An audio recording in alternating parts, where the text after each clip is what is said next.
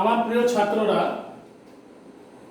Lockdown পরিস্থিতিতে বিভিন্ন শিক্ষক শিক্ষিকারা তোমাদের অনলাইন ভিডিও বা অডিওর মাধ্যমে তোমাদের ক্লাস নিচ্ছেন, কিন্তু তোমাদের হোমওয়ার্কগুলো আমরা ঠিকঠাকভাবে পাচ্ছি না। তাই চেষ্টা করবে হোমওয়ার্কগুলো আরও ভালোভাবে শিক্ষক শিক্ষিকাদের কাছে পৌঁছে দেওয়ার জন্য। শিক্ষক শিক্ষিকাদের নির্দিষ্ট হোয়াটসঅ্যাপ নাম্বারে তোমরা তোমাদের হোমওয়ার্কগুলো পাঠাবে। তো আজ আমরা শুরু করছি যে চ্যাপ্টারটা, সেটা হচ্ছে আলো বা অপটিক্স। তো এই চ্যাপ্টারে আমি কিছু কিছু জায়গা বিভিন্ন ভিডিওর মাধ্যমে তোমাদের সামনে উপস্থাপন করব। তো শুরুতেই আমি তোমাদেরকে যে জিনিসটা দেখাবো সেটা হচ্ছে উত্তল লেন্স এবং অবতল লেন্স কিভাবে বিভিন্ন বস্তুর প্রতিবিম্ব গঠন করে থাকে। তো আমি এখানে উত্তল লেন্সের ক্ষেত্রে 3টে কেস নিয়েছি, অবতল লেন্সের ক্ষেত্রে একটা কেস রয়েছে। উত্তল লেন্সের, এটা একটা উত্তল লেন্স। উত্তল লেন্সের এই এফ যে বিন্দুটা সেটা হচ্ছে ফোকাস দূরত্ব, ঠিক তার দ্বিগুণ দূরত্ব হচ্ছে 2f। তো এবার কোন একটা বস্তু, মনে করো বস্তুটার নাম হলো PQ। PQ নামের কোন একটা বস্তুকে উত্তল লেন্সের সামনে তার ফোকাস দূরত্বের দ্বিগুণ দূরত্বের থেকেও বেশি দূরে আমরা রেখেছি, মানে 2f এর চেয়েও বেশি দূরে রেখেছি। এবার আমরা জানি এটা হচ্ছে উত্তল লেন্সের অপটিক্যাল সেন্টার বা আলোক কেন্দ্র। এটা হচ্ছে প্রধান অক্ষ। এবার প্রধান অক্ষের সাথে সমান্তরালভাবে যে আলোক রশ্মিটা যাবে সেটা, এটা হচ্ছে ফোকাস বিন্দু।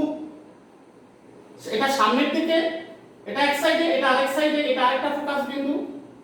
এবার প্রধান অক্ষের সাথে সমান্তরালভাবে যে আলোক রশ্মিটা যাচ্ছে সেটা প্রতিসরণের পর ফোকাস বিন্দু দিয়ে পাস হবে।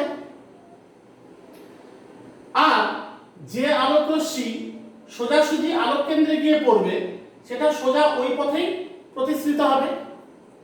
তাহলে এই যে দুটো নির্গত আলোক রশ্মি তারা পরস্পর এই বিন্দুতে এসে মিট করছে, অর্থাৎ আলোক রশ্মি দুটো বাস্তবে একটা পয়েন্টে মিট করলো। বাস্তবে যদি মিট হয়, সত্য সত্য যদি মিট হয়, তাহলে যে প্রতিবিম্বটা তৈরি হবে সেটা সদ্বিম্ব। তাহলে প্রতিবিম্বের প্রকৃতির মধ্যে আমি লিখেছি সদ। আর দেখো এই যে PQ বস্তুটার মাথা P উপর দিকে, এখানে মাথাটা নিচের দিকে, অর্থাৎ এখানে যে প্রতিবিম্বটা তৈরি হয়েছে সেটা হচ্ছে P ড্যাশ Q ড্যাশ। তাহলে এই P ড্যাশ Q ড্যাশ, এই যে বস্তুর যে প্রতিবিম্ব, এই প্রতিবিম্ব কিন্তু দেখো বস্তুর যা আকার তার চেয়ে ছোট হয়েছে, অর্থাৎ খর্বাকার, আর উল্টো হয়েছে অর্থাৎ অবশিষ্ট। এবার অবশ্যই আলোকের যখন রশ্মি চিত্রগুলো তোমাদের আসবে, তোমাদের কিন্তু অ্যারোগুলো অবশ্যই দিয়ে দিতে হবে। তীর চিহ্নগুলো যদি ঠিকঠাক না থাকে, মার্কসগুলো কিন্তু ঠিকঠাকভাবে পাওয়া যাবে না। তাহলে কি হলো, সদ্বিম্ব পেলাম, বস্তুর আকারের চেয়ে যেহেতু ছোট আকার তাই খর্বাকার হলো, উল্টো যেহেতু হয়েছে তাই অবশিষ্ট। আমরা এই নীতিটিকে কাজে লাগাই ক্যামেরার ক্ষেত্রে। ক্যামেরার ক্ষেত্রে এইভাবে এই নীতিকে কাজে লাগিয়ে বস্তুর যা আকার তার চেয়ে ক্ষুদ্রাকারের প্রতিবিম্ব আমরা নেগেটিভের মধ্যে তুলে থাকি। 2 নাম্বার যে ছবিটা করেছি সেটা হচ্ছে বস্তুটিকে রাখা হয়েছে f এবং 2f দূরত্বের মাঝামাঝি, অর্থাৎ ফোকাস দূরত্ব এবং ফোকাস দূরত্বের দ্বিগুণ দূরত্বের মাঝখানে যে কোনো বিন্দুতে তুমি রাখতে পারো। তো এখানেও বস্তুটাকে আমরা ধরলাম, বস্তুটার নাম আমি ধরলাম PQ। এবার প্রধান অক্ষের সাথে সমান্তরালভাবে যে আলোক রশ্মিটা গেল সেটা প্রতিসরণের পর ফোকাস বিন্দু F দিয়ে পাস হবে। ফোকাস বিন্দু F দিয়ে পাস হলো ওটা। আর যে আলোক রশ্মিটা সোজা আলোক কেন্দ্রে গিয়ে পড়লো সেটা সোজা ওই পথেই প্রতিসৃত হবে। তাহলে এই দুটো রশ্মি এসে মিট করলো কোথায়? মিট করলো, দেখো এটা হচ্ছে আমার অপটিক্যাল সেন্টার O। এটা অপটিক্যাল সেন্টার O থেকে এটা F হচ্ছে ফোকাস দূরত্ব, তার দ্বিগুণ এটা হচ্ছে 2f দূরত্ব। তাহলে 2f দূরত্বের থেকেও আরো দূরে গিয়ে প্রতিবিম্বটা তৈরি হবে। এখানেও একই রকম প্রতিবিম্বের প্রকৃতি কি উল্টো হয়েছে, পি ড্যাশ কিউ ড্যাশ প্রতিবিম্ব উল্টো প্রতিবিম্ব তৈরি হয়েছে, অর্থাৎ অবশিষ্ট হবে। কিন্তু এখানে দেখো বস্তুর আকারের চেয়ে প্রতিবিম্বের আকার বড়, তাই বিবর্ধিত লিখেছি। আর সত্যি সত্যি যেহেতু আলোকরশ্মি দুটো মিট হয়ে প্রতিবিম্ব তৈরি হয়েছে, তাই প্রতিবিম্বের প্রকৃতি কি হয়েছে, সব। অনুবীক্ষণ যন্ত্রের অভিলক্ষ্য যখন আমরা তৈরি করব, সেই অভিলক্ষ্যের মধ্যে আমরা এই নীতিকে কাজে লাগিয়ে আমরা ছোট জিনিসকে বড় করে দেখব। 3 নাম্বার, এখানে কেসটা একেবারেই অন্যরকম। উত্তল লেন্সের ফোকাস দূরত্ব f তার চেয়ে কাছে আমরা কোনো একটা বস্তুকে রেখেছি। বস্তুটার নাম কি? বস্তুটার নাম মনে করো PQ। এবার এটা হচ্ছে আমার প্রধান অক্ষ। প্রধান অক্ষের সাথে সমান্তরাল ভাবে যে আলোকরশ্মিটা গেল, সেটা প্রতিসরণের পর ফোকাস বিন্দু F দিয়ে পাস হবে।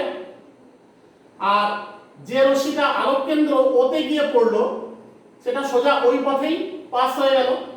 এবার দেখো এখানে যেরকম এই আলোকরশ্মি দুটো মিট হয়েছে, এখানেও মিট হয়েছে। এখানে তো এই আলোকরশ্মি দুটো পরস্পরের থেকে দূরে সরে যাচ্ছে। তাহলে পরস্পরের থেকে দূরে সরে গেলে আমরা এই পাশে এই দুটো আলোকরশ্মি কোনোদিন একটা বিন্দুতে মিলিত হবে না। তাহলে আমরা যদি এদেরকে পেছন দিকে যদি বিবর্ধিত করি, তাহলে আমাদের মনে হবে যে এই বিন্দু থেকে আলোকরশ্মি দুটো আসছে বলে। অর্থাৎ P এর প্রতিবিম্ব হবে হচ্ছে P ড্যাশ বিন্দু, আর Q এর প্রতিবিম্ব হবে হচ্ছে Q ড্যাশ বিন্দু। তাহলে এই যে P ড্যাশ Q ড্যাশ প্রতিবিম্ব যেটা আমরা পেলাম, PQ বস্তুর প্রতিবিম্ব, সেটা কিন্তু যেভাবে PQ বস্তুর মাথাটা যেরকম উপরের দিকে, P ড্যাশ Q ড্যাশ প্রতিবিম্বেরও মাথা কিন্তু একই দিকে। অর্থাৎ এখানে আমরা সমশীর্ষ প্রতিবিম্ব পাবো। আর দেখো বস্তুর আকারের চেয়ে প্রতিবিম্বের আকার বড়, অর্থাৎ বিবর্ধিত প্রতিবিম্ব পেলাম আমরা। আর যেহেতু এখানে বাস্তবিক আলোকরশ্মি দুটো মিট করছে না, আমাদের মনে হচ্ছে যে P ড্যাশ বিন্দু থেকে আলোকরশ্মি দুটো অপসৃত হচ্ছে বলে আমাদের মনে হচ্ছে।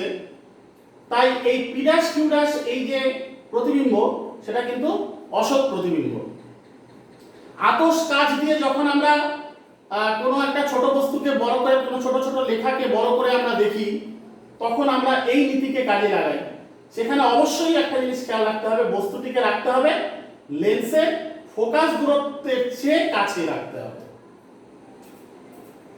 অবতল লেন্সের বেলায় আমরা জেনারেলি যে জিনিসটা পাই একরকম, এখানে যেরকম বিভিন্ন রকম ডায়াগ্রাম আসবে উত্তল লেন্সের বেলায়, অবতল লেন্সের বেলায় বস্তুটা যদি সৎ বস্তু যদি হয়, সৎ বস্তু হলে একরকম ডায়াগ্রামই হবে। যে আমি একটা সৎ বস্তু, এটার নাম PQ বা অন্য যা কিছু বলো না কেন, আমি PQ নামে লিখলাম। এটা একটা সৎ বস্তু। এই সৎ বস্তুটিকে অবতল লেন্সের সামনে তোমরা যে কোনো জায়গায় রাখো না কেন, দেখো কি কেস হবে। এটা হচ্ছে আমার প্রধান অক্ষ।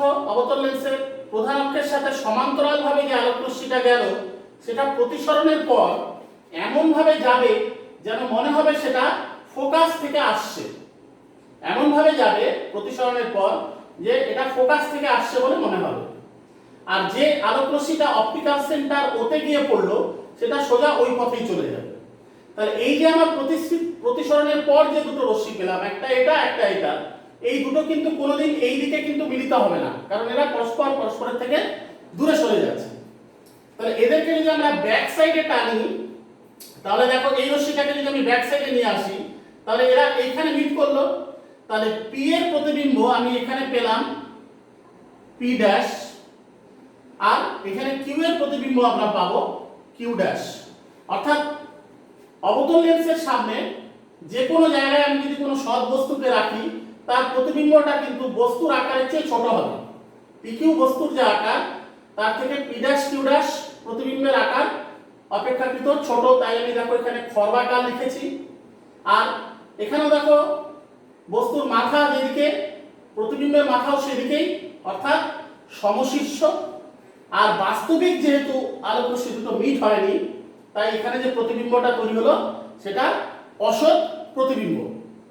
এরকম তোমাদের পরীক্ষার সময় পার্টিকুলারলি বলে দেবে যে একটা বস্তুকে উত্তর লেন্স বা অবতল লেন্সের সামনে অমুক জায়গায় রাখা হয়েছে, তাহলে প্রতিবিম্বটা কোথায় তৈরি হবে, প্রতিবিম্বের প্রকৃতি কি হবে, রশ্মি চিত্রের মাধ্যমে দেখাও। এই জিনিসগুলো কিন্তু খুব ইম্পর্টেন্ট। এই ডায়াগ্রামগুলো ভালোভাবে দেখে রাখবে। আর অবশ্যই রশ্মি চিত্র যখন ডায়াগ্রামগুলো তোমরা যখন বানাবে খাতায়, তীর চিহ্নগুলো যেন ঠিকঠাকভাবে খাতায় থাকে, না হলে কিন্তু মার্কসটা ঠিক পাওয়া যাবে না। আমি নেক্সট ভিডিওতে আলোর উপরেই আরেকটা বিষয় নিয়ে আসছি।